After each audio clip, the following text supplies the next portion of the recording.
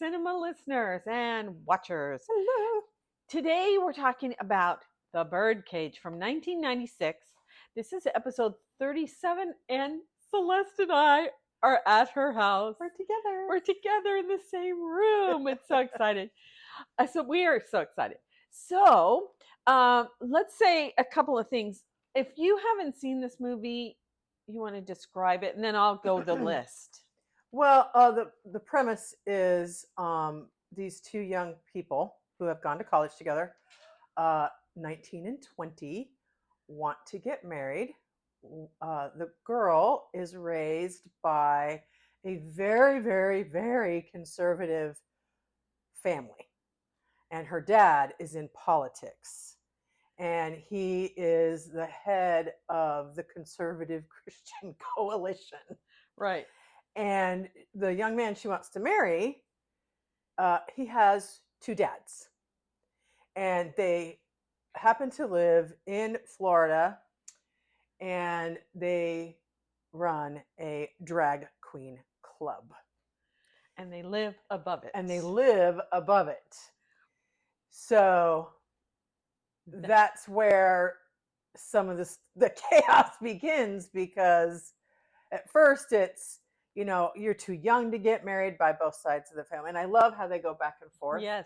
And show their vast difference in how they live and were raised. Right. Of course, the other chaos begins when she lies to her parents, trying to cover up who her boyfriend's parents really are. Yes. And she tells a big whopper of a lie where big whopper. It's Armand is a Greek attaché, Yes. arts actor, which of course isn't true at all. Not true. So this is directed by Mike Nichols, and it is based on La Cage aux Folles. Is that how you say it? Yeah. A French movie about gay men, and I think the premise is pretty much much the same. It's a drag show. Right. It's pretty much the same. Yeah. Yeah. And the screenwriter is Elaine May, which she writes some of the really funniest stuff. Elaine May, through the decades, has been amazing. Yes. So Robin Williams plays Armand, and Nathan Lane plays Albert, and they're the gay couple. And Gene Hackman plays Senator Keeley, and Diane Wiest plays his wife Louise.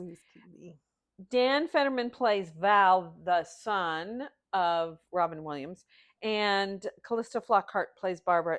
She's the daughter of the senator and his wife. And Christine Baranski plays Val's birth mom. Right. She hasn't seen him for 20 years. No. She gave birth to him and let Robin Williams take him. And he basically, you find out later that he gave her money to have Val. And she wasn't ready to be a parent anyway. This was not a difficult decision for her. And the way they met is they were in a Broadway show together. They were in a show together. Yeah. I don't know if it was on Broadway. Yeah. And so when they meet again, they sing some songs that are Sondheim songs that he had in other plays, but he had to take them out. Right. So they utilized him here, which was kind of cool. And it's fun. Well, because what happens is, the opening scenes are pretty great. But Val comes home, and Nathan Lane cracks me up. Albert, he's very eccentric and over the top. He's a drama queen. Literally. Yeah. And he's assuming that his partner, Robin Williams, Armand, is having an affair. Right. Because he sees white wine and they only drink red wine. Yes. And of course, Armand does not tell him a thing. He's just because he's too busy trying to get him on the stage, because he's the star of the show every night. And we forgot to say Hank Azaria is oh my gosh, Hank Azaria is their fantastic. butler. But Hank Azaria's character is based on Judy Garland's dresser. Right.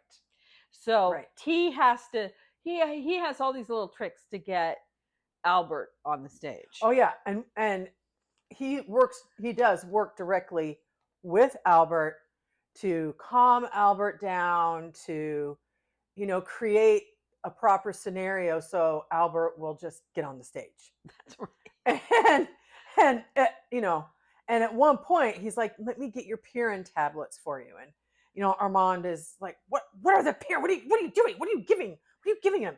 He says, oh, it's just aspirin. And I just scratch off the A and the S. And of course I love it when Armand goes, you're a genius. He goes, I know. Because the accent that Hank Azaria uses the entire time is Hank Azaria almost steals the show. He's so hysterical. He's so funny. But it's so well cast. Yeah, it is. And I've actually seen the original Le Cage aux Folles many years ago, and that is so good too. I mean, it's just as funny. There might be a little bit more serious tones to it, but that's the thing about this story is it's funny, but it's serious. Yes. Because it,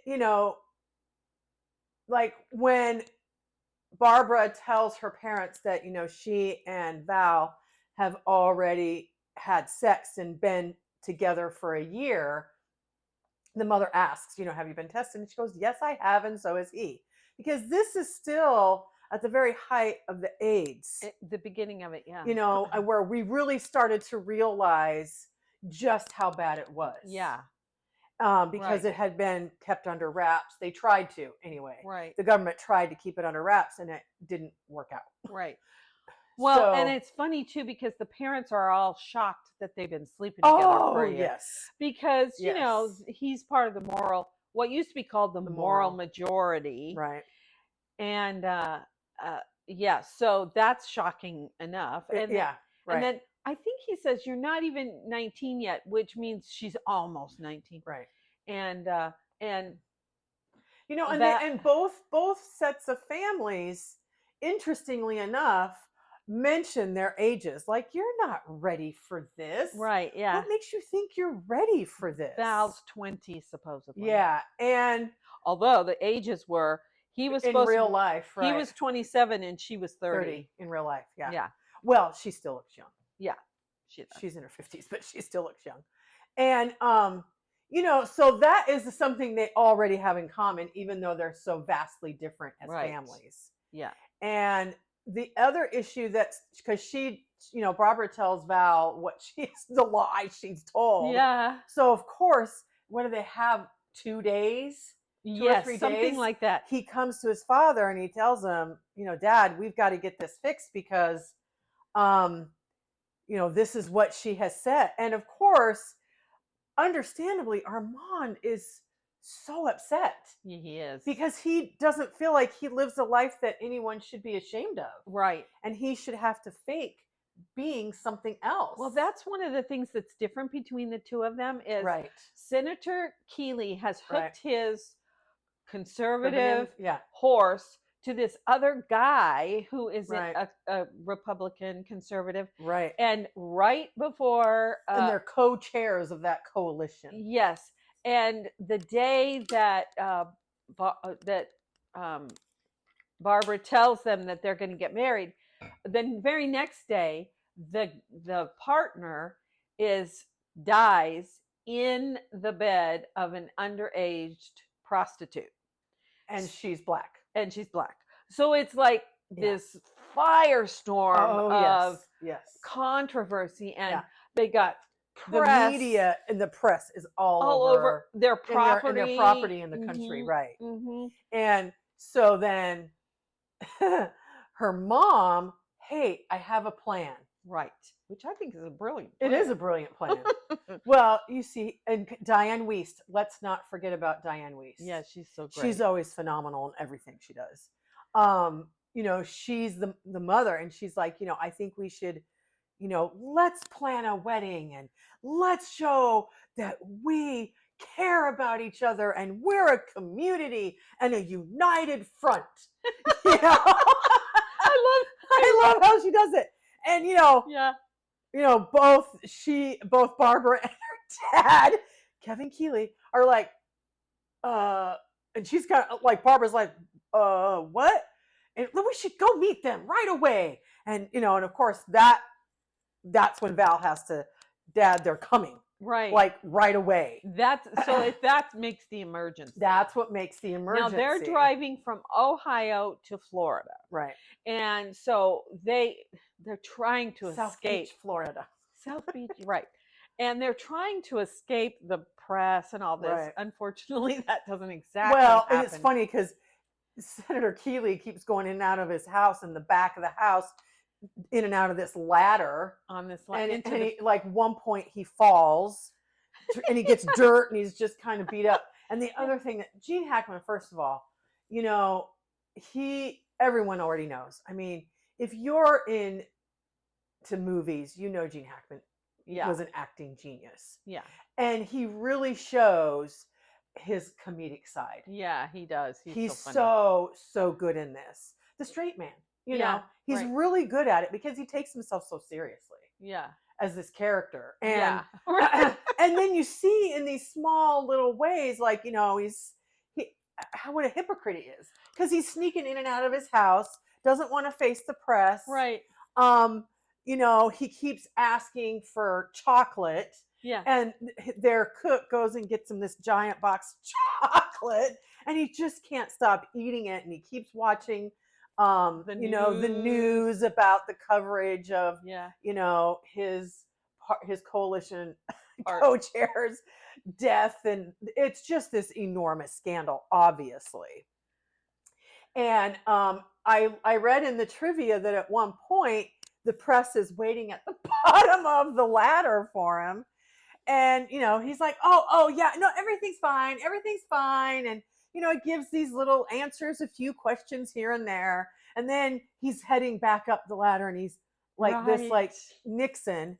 And I read in the trivia, the thing that's so funny about that is in the 70s, Gene Hackman, and he's always been a huge progressive as personal life. Yeah, right. He was on Nixon's hit list. Right. Yeah. The FBI was always investigating, one of many, not just actors, but other people in politics. And, there were a lot of Frank Sinatra, James Garner. They were all a whole bunch of them because they were part of the civil rights movements and stuff. So that was funny that he did that. But then this is the thing that I think Lucinda and I both agree on is how long this type of hypocritical behavior has been with the ultra conservatives. Yeah, really. This isn't something that just started 10 years ago. This has been around for many, many decades. 30 years. And or more. And they show this Mike Nichols and Late May, the way they handle this, because Mike Nichols, people didn't want to fund this movie. No. Producers and studios were like, no, this is not going to be successful. Nobody is going to buy this story. Only the French would understand this story. and it was an enormous hit. If you don't know it, and it still is. Oh, let's see. I think I have the stats. I think the first weekend, it made $18.3 million on the opening weekend. It was the highest weekend gross with an openly gay characters.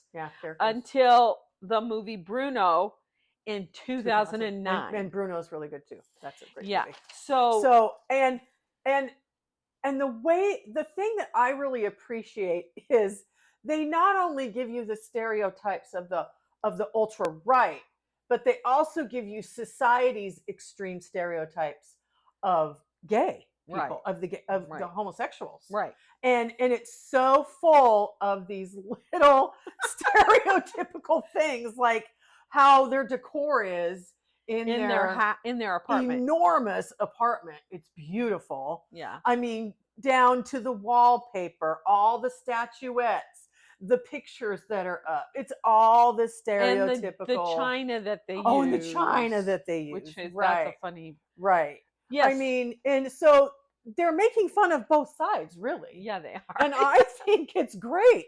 That's what makes it work. Yeah. Right. And of course, the cast. Right. because Robin Williams was asked to play Albert's part first. Yep. And he had just gotten done with Mrs. Doubtfire, and he's like, I don't think I think people wouldn't buy it if I keep doing drag. Yeah, Steve Martin was supposed to play the Armand character. Right. I forgot why he backed out. He had to do something else, or well, he backed out for a couple of reasons, and he always regretted that he had to because he never got to work with Robin Williams, who they adored each other. Yeah, they were very good friends. And that would have been good because he would have been good as Armand as well. I agree. Yeah. So then they had to go and try to figure out how to recast Albert. And Nathan Lane at the time was only Broadway known. Right. And I think it was Mike Nichols had just seen him in something, and he was like, "Oh my gosh, we've got to get him." Yeah. Well, at the time, he was supposed to be. They were getting ready to go to rehearsals for Something Happened on the Way to the Forum. Yes. A funny thing happened on the way to the forum. Yeah. And so Mike Nichols had to persuade the producers to wait a year, and they agreed. They thought, "Oh yes, he should be in a movie." Yeah. And when the movie became a huge hit, so did Nathan Lane. And the play. And the play was enormous. He won a Tony. And then he won a Tony Award on top of all that. Yeah. And one of the songs is actually from that play. It is. Right. That they cut out. They cut it out. Yeah, they cut it out. And I don't know. And so why. they used it in the Birdcage. The Birdcage, yes. Yeah. It's one that Christine Baranski and Robin Williams, they're reminiscing about this number. About their days 20 years ago. Yeah, when they were in this play together. Right. And they're dancing. That's so hilarious because Albert insists on going with Robin. Because Albert, what they decide through a series of things is to bring her in to be the wife, mom. To be the wife, right? To cater to this conservative family, and they're turning themselves upside down and all over the place. Yes, taking things out of the apartment, putting curtains up to cover up the wallpaper and the extravagance of the house, and that's a series of funny events. And understandably, both. I mean, at first, Albert's like, why wouldn't they accept me? I can be straight. And those whole scenes are hysterical. So funny. Because Albert always drinks. When he's drinking, he always has his hand. And, because they rehearse it. Yeah. And it's funny, too, because there's some funny scenes where it's like, fine, you don't want me. I know you don't want me. You don't love me. And, that's Albert for you. And so Robin's like, okay, well, let's give it a try. Let's do it. So they rehearse and he's like, no, the walk isn't. He goes, the walk's wrong. Let me give you an image. It's a cliche, but it's an image.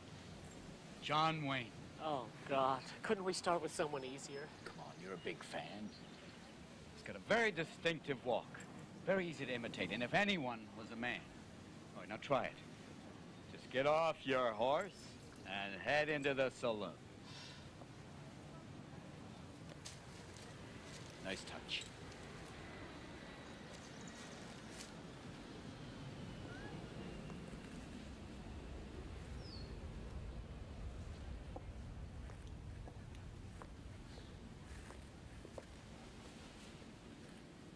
Howdy, man.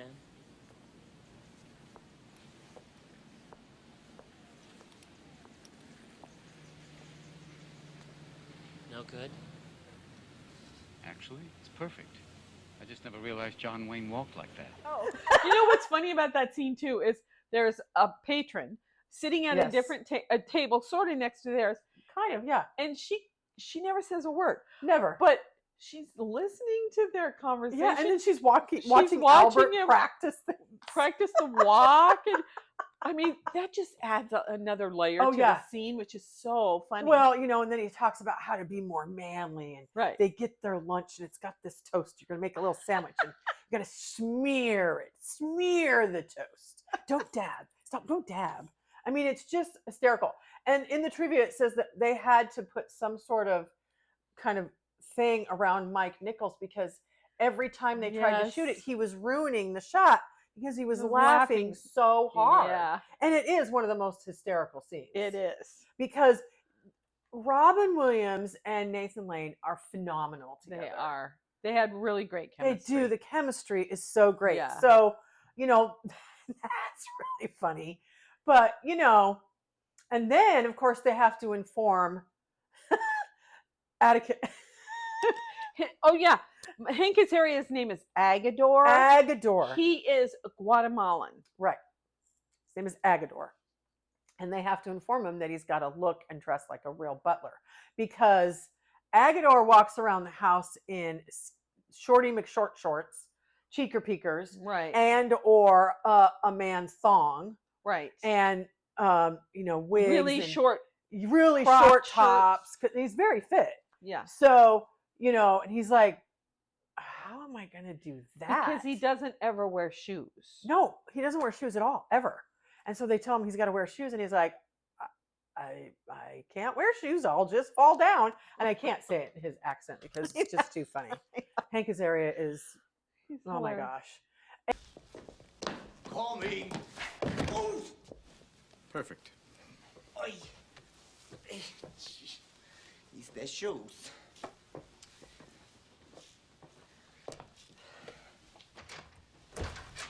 Good evening. I am Spartacus, the Goldman's butler. Please come. And so that's another thing that's quite funny. And he's got to cook the dinner, which I love it when Val says, "Do you cook?" And he goes, "Your father seems to think Seems to so." think so. Which is, it's hilarious. He's trying to figure out how Yeah. he's going to do that. But there's also this whole thing with the press. Yes. Somebody from the National Yes. Does the National Enquirer exist anymore? I think so, but I'm not sure. I Anyway, don't follow that stuff. Somebody from the National Enquirer spots that the chauffeur Yes. is loading the town car Yes. with their luggage, and so Yes. he pays him to find out where they're going.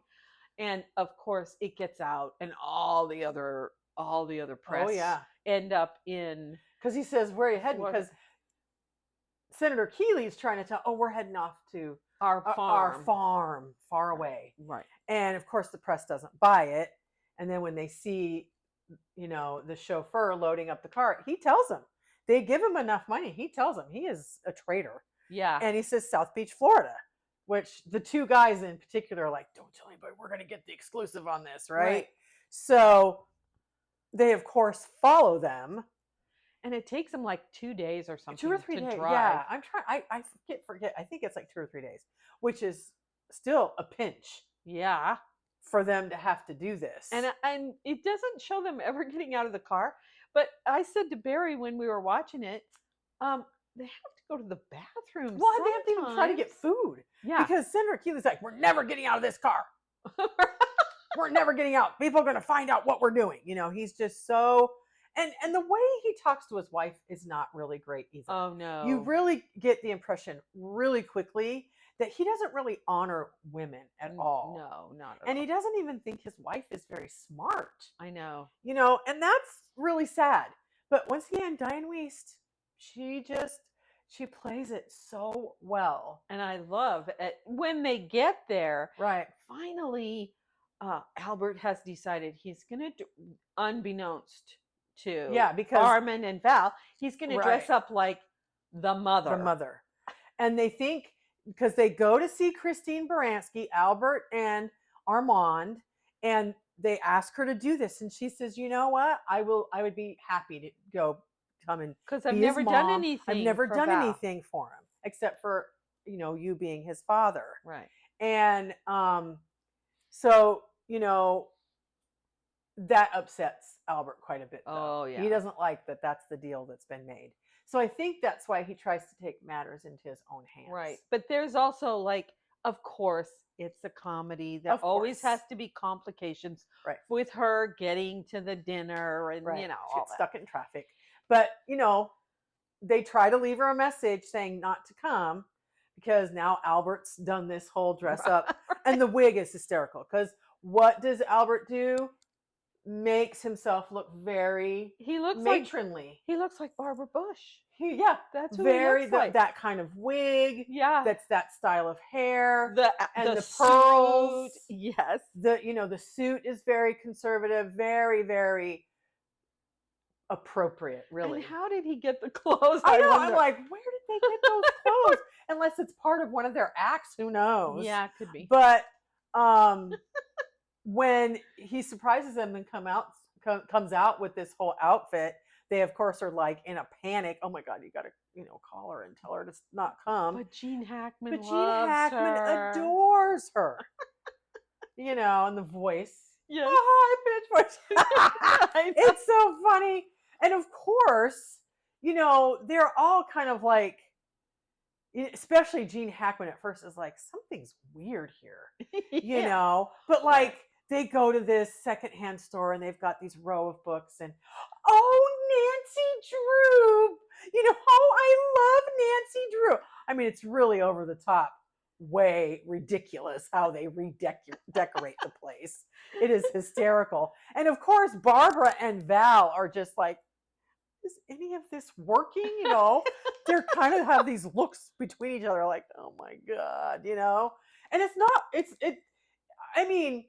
I think it's one of those, you see what you want to see. Yes. Well, the Gene Hackman and Diane Wiest characters, except that when they sit down to have the soup, and she doesn't have her glasses on, she says, "These boys look like they're playing leapfrog." And of course, they both all of them realize we forgot to change out the china. Oh no, it's Greek. They're Greek. It's a Greek thing. It's just hysterical. All the explanation. So. Armand runs into the kitchen to quickly get the soup. It's like one disaster after another. Well, and the thing that's so interesting too is this whole time they're having these very uncomfortable conversations. Kevin Keeley is always talking about how important it is to, be conservative and be careful. And he's constantly going to the bar and getting the whiskey. Oh, he's drinking. He's drinking the most. Yeah. Oh, yeah. He just keeps going back and pouring without even asking. I know. He just does it, I think it was meant just to be kind of like a prop, but he just goes and keeps on getting a drink and doesn't ask anybody else if they want any. He's so self-absorbed in his own crises. He thinks of no one else. Right. Not even his daughter, not even his wife. Right. But he's very focused on Albert being this ultra conservative looking woman. Right. And he's charmed by her, and it's hysterical. It's so funny when he finally says, she's so vulnerable. I just love her. And at some point, finally, what's her name? Louise. Finally, Louise says, I don't think I know who you are. Yeah, because and very many times throughout the movie, you get these underhanded but overt racist remarks from Keeley, from Kevin Keeley. And he has this big rant.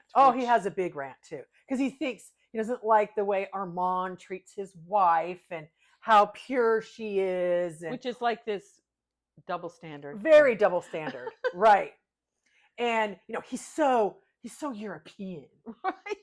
He's so European. And then he calls, what do they end up calling him?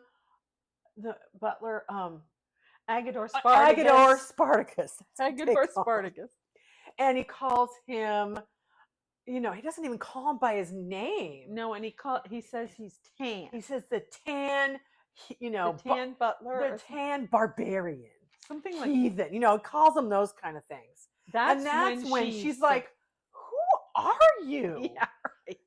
And she really starts to stand up for everything. Yeah. And she really finds her voice in that moment, I believe. Yeah.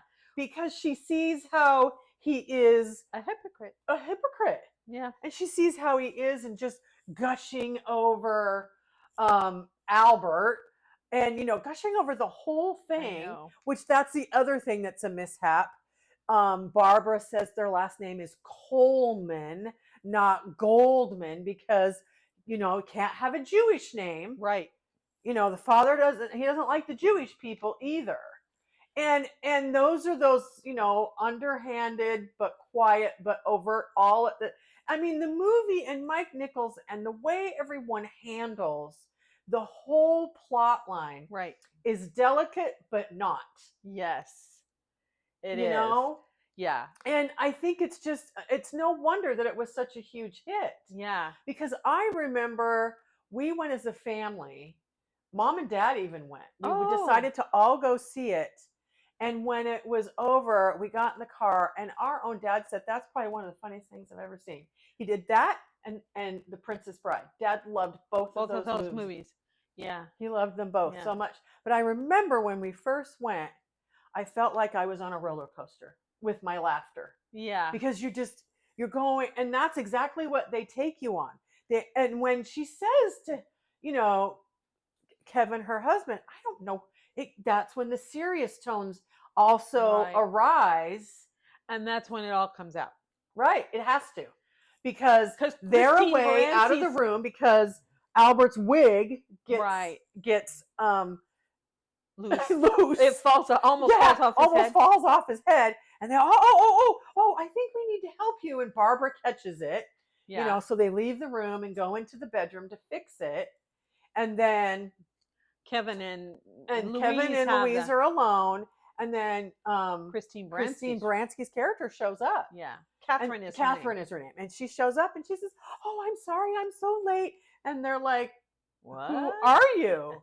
And she says, I'm Mrs. Goldman, because she doesn't know the name change. Right. And they're like, Goldman? And in the meantime, these journalists see where they drive up to and are on the outside of the building going, okay, we got a drag club over here. It says Coleman on the nameplate for the apartment. Yeah. They're like, what the heck is going on This here? is the National Enquirer ones. And in the meantime, all the other journalists start to show up. Yeah. Yep, it's true. Because somebody and they're paying all sorts of money to the limo driver. Right, yeah. To the chauffeur. Everything comes out. Yeah. And what I think you're right, Lucinda, you said it when we were watching it. It's so great then when it's all this state of confusion that Val is the one that finally stands up for his family. Yeah, because when they come out and she's got her wig fixed, Albert, yeah. Well, I always call her she in the show. They do. Anyway, when they come out, that's finally, he's like, okay, we got to quit this pretense. And because I think it's exhausting. And Kevin says, who is the mother? And he takes her wig, Albert's wig off. He says, this is my mother. And I love it that Diane Wiest is the one who has to go, he is a man. He's with a man. They're both the parents. I mean, because he's like, what? I'm so confused. What? I don't understand what's happening here. And it's so great. Yeah. So then he's like, we're going to leave. And Barbara's like, I'm not going anywhere. I want to stay here with them. And then Louise is like, Barbara, you need to come with us because somebody has to love me best. I love that. And she's like, nobody loves me. And Barbara's kind of like, and she feels terrible for her mother. I love when she says, I would have loved to have had you as my family. Right. I cry at that. I cried part. that too. She's a great actress. Yeah. Yeah. And she says that, and they can see the look on their face, like, and I love it when Catherine's like, way to go, Val. That was nicely done. Yeah. Standing up for your family. Yeah. And so then, of course, they try to leave, and it is filled with press on the other side of the door. Oh, and inside the nightclub. They're in the nightclub, everything. And so they go back into the bedroom. And of course, what is Kevin Keeley doing? Drinking more. And eating chocolate. Yes, still eating chocolate. And so they're trying to come up with a plan. Yeah. And this is where they become a team. And I love it that Albert's the one who comes up with the solution. Albert comes up with the solution. Right. I know exactly what to do. And this is probably one of the all-time funniest things in a movie ever. And you don't know what the solution is until they show the nightclub and everybody's, and the journalists are walking around going, where could they be? Where could they be? Because we have to catch him. If we don't catch him coming out, there's no story. There's no story. So they're singing. Well, Armand goes down and he goes around to all the employees. And he's talking to all the employees. He brings some upstairs to help. And he's telling people what the plan's going to be, and even the people on the stage. Right. They all have it figured out what they're supposed to help continue the ruse. Right. And you still don't know what it is until they start singing, "We are family." I got all my sisters with me. And so, they individually start coming out. Barbara's all in makeup and got the wig. She looks great. And then her mother has got the whole costume on, looks completely different. And then they split because what I love too is that they have Armand and Albert in suits. Yes. They are not dressed up. They are just in their suits. Right. And everybody else is in costume. Oh, so is Val. Val's in a costume. Yeah. Yeah. But no, Val's in a suit too. Yeah. So they keep the men that need to look like men looking like men. Yeah, right. And there's a really funny scene too where they're kind of walking out because they're going to head them out the front of the door. Yeah. But you stopped because they split. And no, I'm not there yet. Oh, okay. I know. I want to tell this one thing where this guy comes up to Louise and he's dancing with him. He goes, "I've never danced with a man before." And she's with a really deep voice. She goes, "There's a first time for everything." And she walks away. So then the stage they split, and Gene Hackman, Kevin Keeley, is dressed up with a pure white wig, a pure white dress, all with his makeup on, not dancing very well, going, and he's like, "Oh my God, I know what I'm gonna do," but he's going down the stairs and dancing, and everybody's dancing with each other, walking out, dancing out the door. He doesn't even know the words to the song. No, and he's like, huh, huh, huh, huh, huh, huh. And he goes, please, somebody dance with me. I don't want to be alone. I don't want to be the only girl not having anybody dance with. It's so funny. Oh my gosh.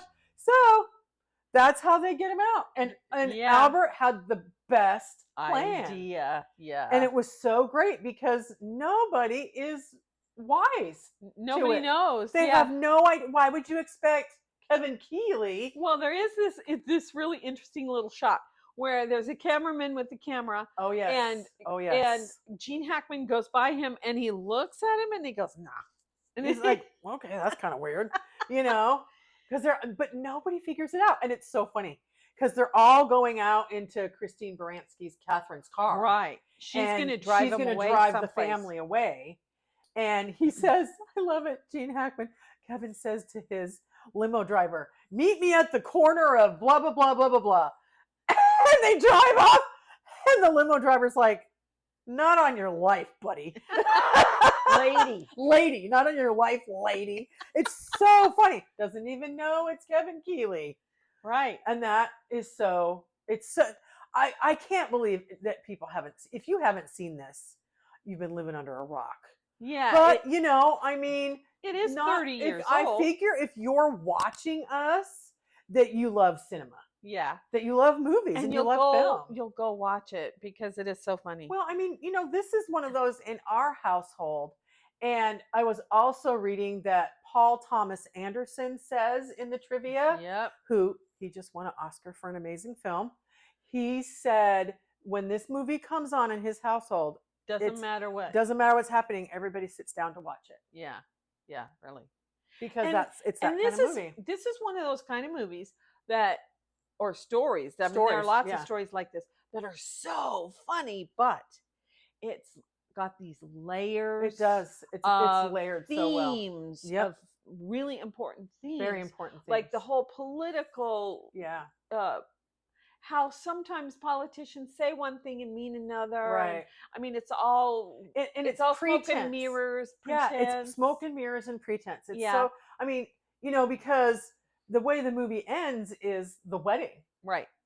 And it's hysterical because the conservatives are on one side, and the tall woman / man that they brought to help. She's the doorman. She's the doorman, or the greeter. The greeter at the club. Right. She's got all white on, the white wig at the wedding, and it's so funny because she turns and she says to the person sitting next to her, "Oh my gosh, Bob Dole is gorgeous."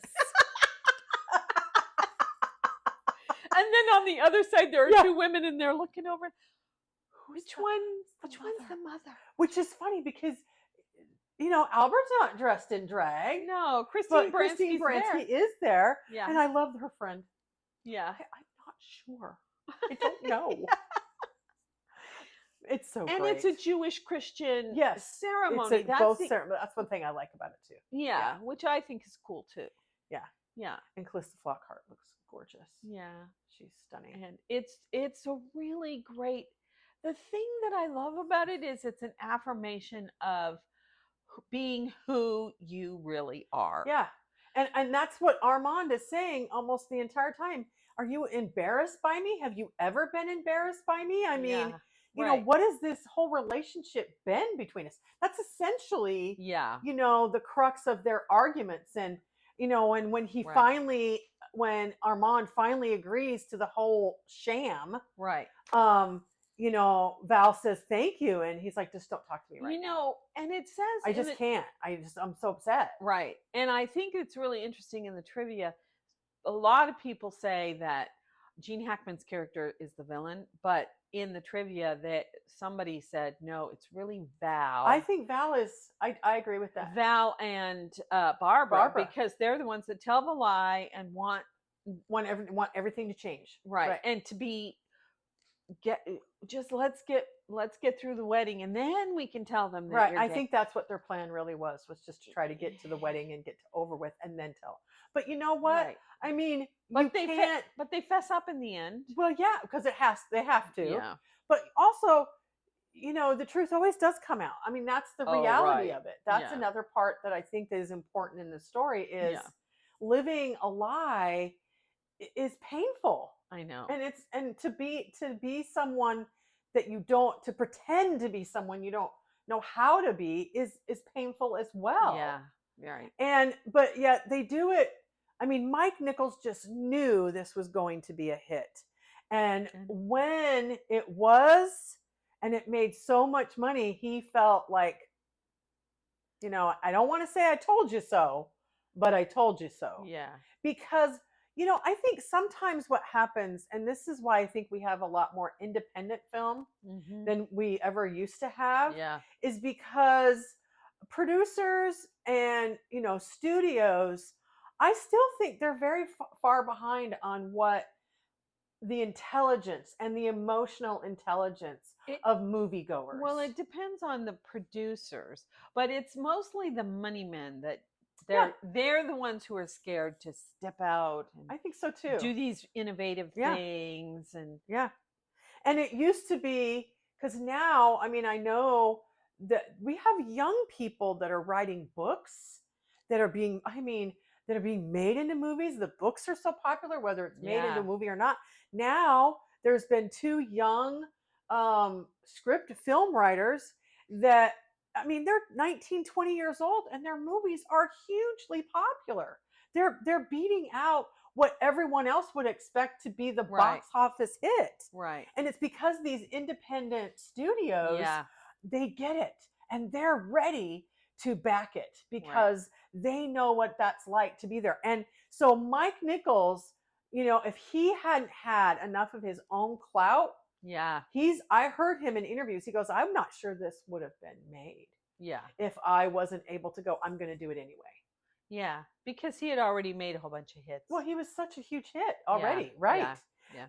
And I think that's the thing that sometimes is perplexing to filmmakers and directors. I've heard enough of them have conversations and in interviews when they go, "I don't understand why for so many decades the studios back me," and then all of a sudden they're like, "No, I can't trust that." Well, it could be the whole Kevin Keeley type characters in the world, political and money maker, money people Yeah. who were really, really conservative are really, really conservative.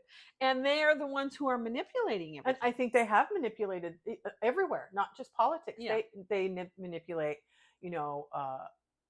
publishing companies. Yes. Education, Education. the education, everything. Yeah. And so that's what was still kind of in control. Yeah. And then, it just laid the groundwork for a really great movie, Bruno.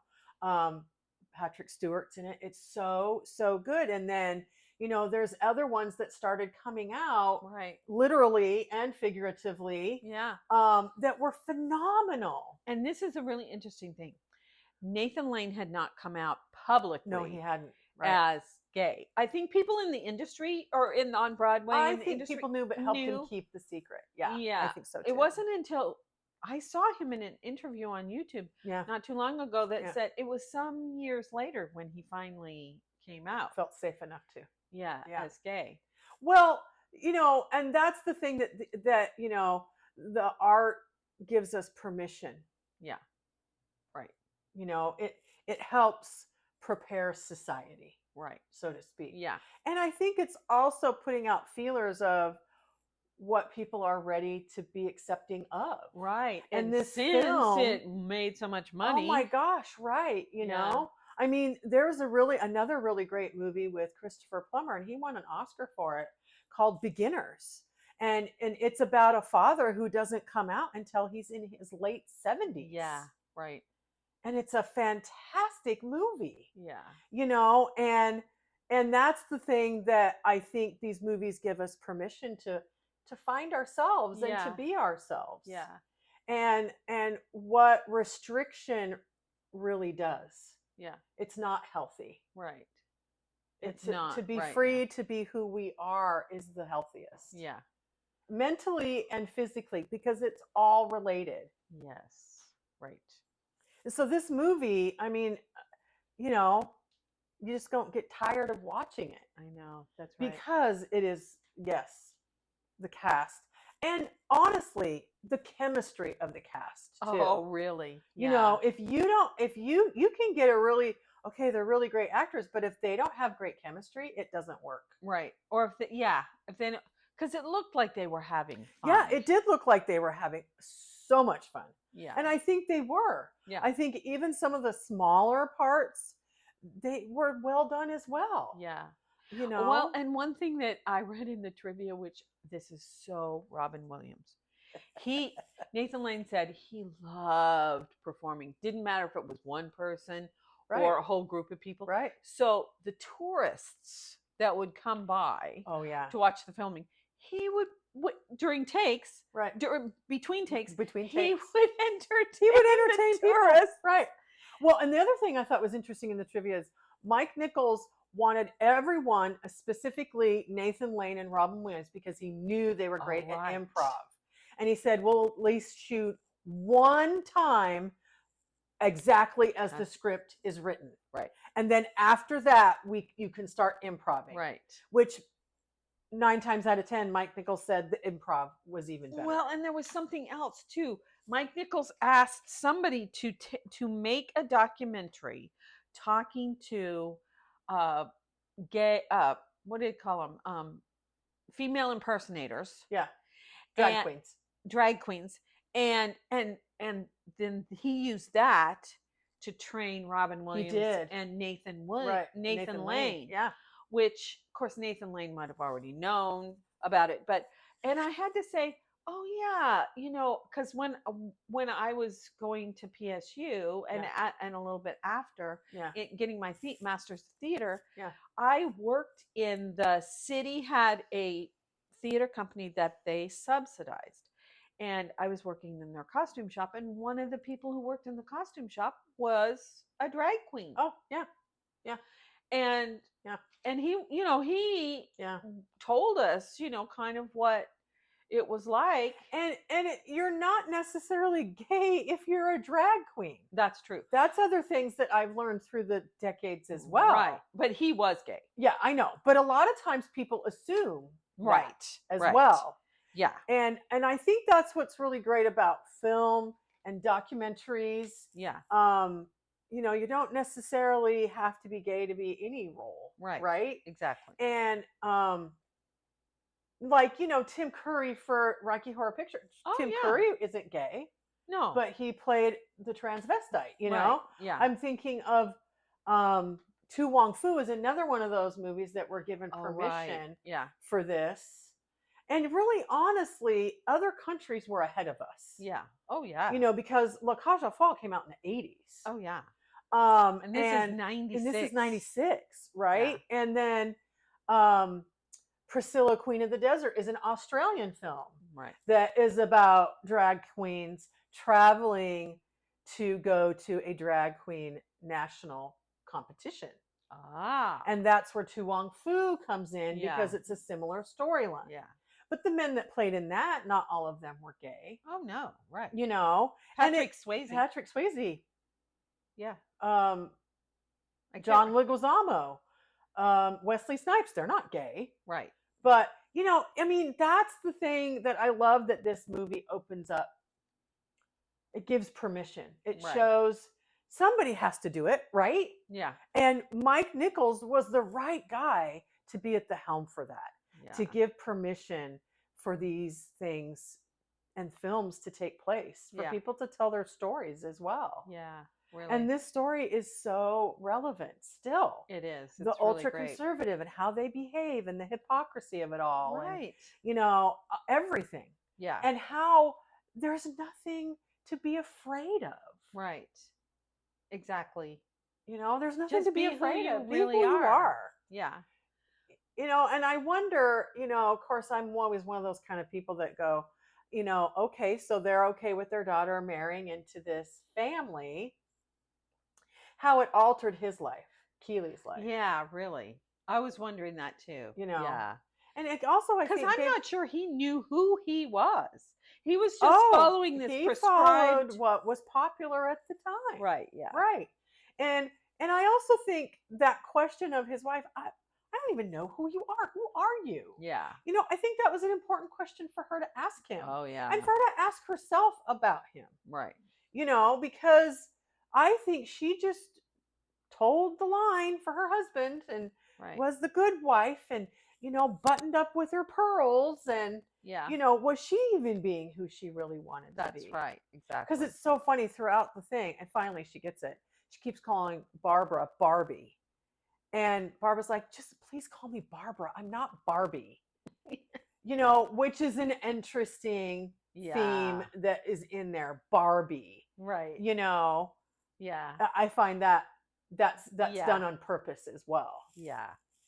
Well, I think that sounds like a really great place I to think so stop. too. It's great. And now we're going to do Roman Holiday next, right? Right. Which is Audrey Hepburn's actual first film. movie. Yeah. And she won an Oscar for it. So that's our next episode. And Gregory Peck. Yes, we're going to have a lot of Gregory Peck and Cary Grant. I'll just tell you right now.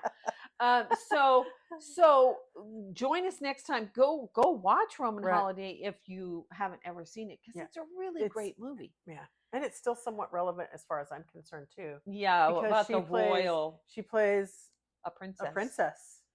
Yeah, and she escapes for a little while. Right. Her ultra, closed life.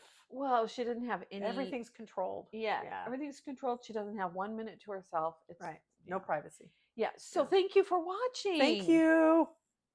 Bye. Bye.